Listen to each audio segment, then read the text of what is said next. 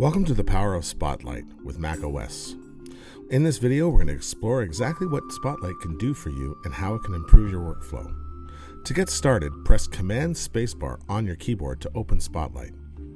You can do things like open applications here. Simply type a few letters of the app you're looking for and then hit Return on your keyboard to launch any application.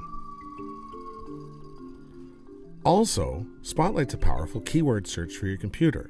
If you don't remember where you put a document, simply type in one of the words from the document and you'll be able to find that no matter where it is. It's even a dictionary.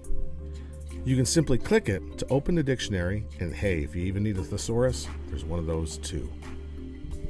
Also, with Spotlight, you can do simple math. The next time that you need to add something, don't go to a calculator, just do it in Spotlight. Or even calculate the tax on that purchase that you're trying to make online. Spotlight also has the ability to do currency conversion in real time using Yahoo Finance. Simply type in the currency and it will automatically transfer it to a known similar currency. There's also unit conversion. The next time you're filling out that form and you can't remember your weight in kilograms, use this to convert from pounds.